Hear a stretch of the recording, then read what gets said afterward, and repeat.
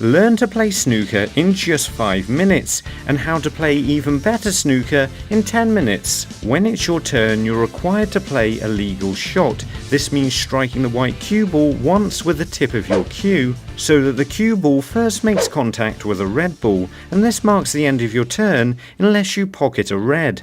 To pot any straight shot like this, we can just aim for the reflection of the cue ball and the object ball, and as long as we strike the cue ball on the central plane, we can just think about aiming our tip towards this reflection and we'll pot the ball. Potting a ball gives you the biggest tactical advantage in the game. Not only do you score points, but it's your shot next rather than your opponent's. Potting a red scores you a single point, after which you must play a colour, which are replaced in these exact positions after entering a pocket. Once all the reds have been removed from the table, the colours are then played in ascending order of value, all the way down to the black, which I'm playing now. But this time the shot isn't straight. What makes snooker such a complicated game is if we line these shots up in exactly the same way as we did with a straight shot that's aiming for here, not only does the pot miss, it actually misses by quite a long way. This is something that new players to the game often have a lot of trouble understanding, because it even affects shots that are nearly straight. Because what you need to do is play the cue ball into a space that's directly in line with the pocket, and new players often underestimate how much space the cue ball takes up. But if you think about it in terms of where the cue ball needs to be, directly in line with the pocket behind the object ball, then it doesn't matter if the shot's thick or thin, as long as you hit the cue ball where you're aiming, you will pot it. But how do you hit the cue ball in the right direction? For this, we're going to need a good technique.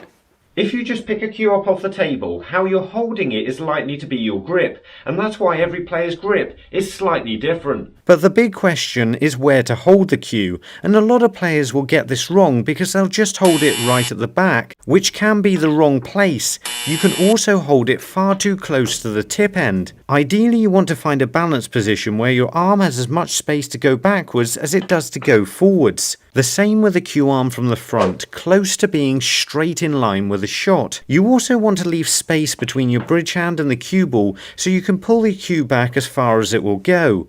But how do you make a bridge? To do this, place your hand flat on the table, raise your knuckles up and bring your thumb in. You'll have to keep your thumb quite tight to your hand. It's a little bit difficult to do this, but you will get used to it.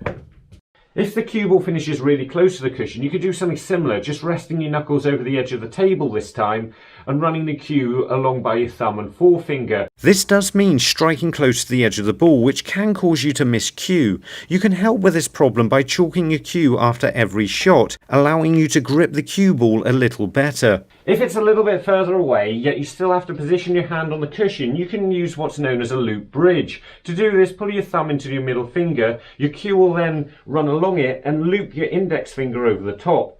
From this position, it's easy to move your cue back and forwards in between and play the shot. So let's move quickly on to the stance. Ideally, you want to be stood at the table with your feet slightly wider than your shoulders in a position that allows you to lean into the shot.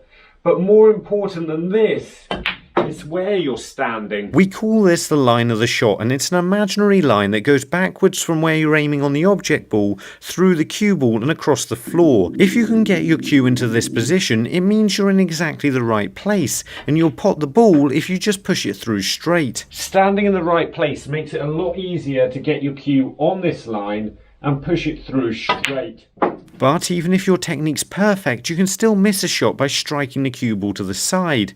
The right hand side I'm putting on this cue ball makes it throw to the left, and if I strike the cue ball with left hand side, it'll make it throw to the right. It's not always obvious if you're getting this wrong, but you can find out by playing the cue ball through the spots. If it's coming back to strike your tip again, then this is good enough, because nobody's going to get this absolutely perfect, so you're going to have to pot the ball with unwanted sides sometimes. So how do you deal with this? Unintentional side spin isn't that much of a problem if you stand a couple of paces back from the shot and just work out how hard you're going to play it before you get there.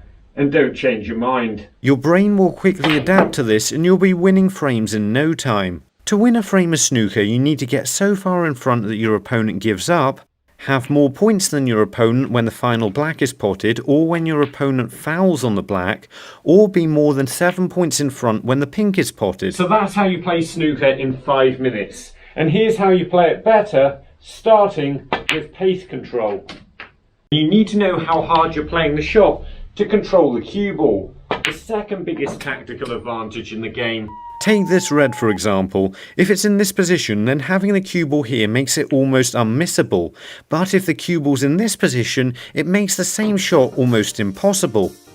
Honestly, this is just a cheap way of getting a trick shot into this packed video, but this would be a foul shot because you can't jump out of a snooker, and as I somehow managed to miss fouls out of the first 5 minutes of this video, here's a quick montage. This is a list of things that would be considered a foul shot, but is by no means every foul. Fouls generally give away 4 points to your opponent unless a higher value colour is involved, in which case the points given away is the value of the highest ball. Sometimes avoiding a foul can be a lot easier if you can make the cue ball spin. On a straight shot, striking the cue ball above centre with topspin will make it roll through. If you strike the cue ball in the centre or just below, this is known as a stun shot and will make it stop. And striking the cue ball towards the bottom will make it screw back towards you. However, this is quite difficult to do. It's very easy to miss cue if you're putting backspin on the ball, so you need a lot of chalk on your cue again with this type of shot. And if you're playing a straight shot, it's very difficult to play it right because you want to get your cue out of the way, and this makes you jump up and not push the cue through. It's a lot easier to practice these shots at an angle because they need to be struck in a firm, crisp way, which involves a lot of follow through. And this means you don't have to worry about the white coming back towards your tip. But what about playing positional shots at an angle? To start off with, if the shot is less than half ball, so you have to hit less than half of the ball in order to pot it, the cue ball will almost always roll through at about a 90-degree angle to the potting angle of the object ball. And knowing this allows you to have more of an understanding of where the cue ball's going to end up. You can also use spin to affect the angle. By using topspin on this shot, I end up on the red on one side, but if I want to pot the red onto the other pocket, I can use backspin and finish there. So here's how it could work in a simple break. I start off by stunning the red and leaving myself a straight shot on the pink. And I play the pink with topspin to make it run through a little bit for the red, which means I can then screw the cue ball back a short way onto the black, and then stun the cue ball down the table for the yellow. But what happens if I can't pot a ball? If you know you're not going to be playing the next shot, then you want to make that shot as difficult as possible for your opponent.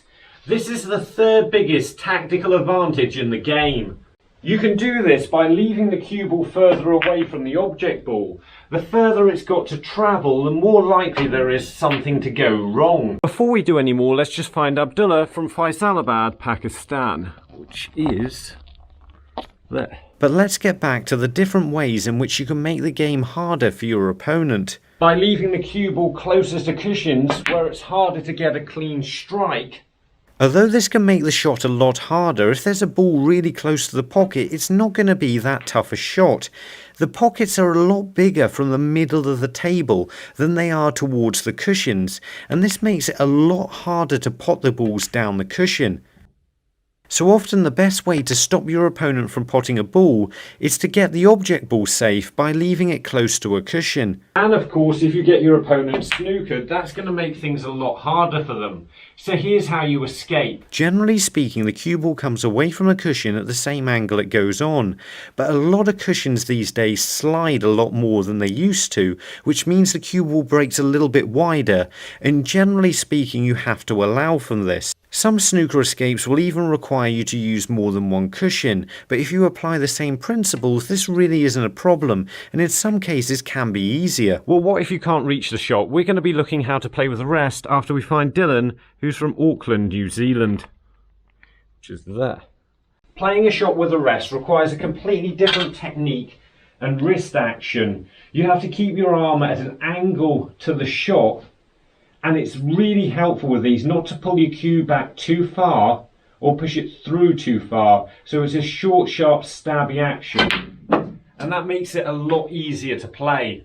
So I think we've done quite well there to get all the basics of snooker into just 10 minutes, apart from playing shots with side spin and the break-off. Playing with side makes the shot a lot more complicated, and an effective break-off requires side spin.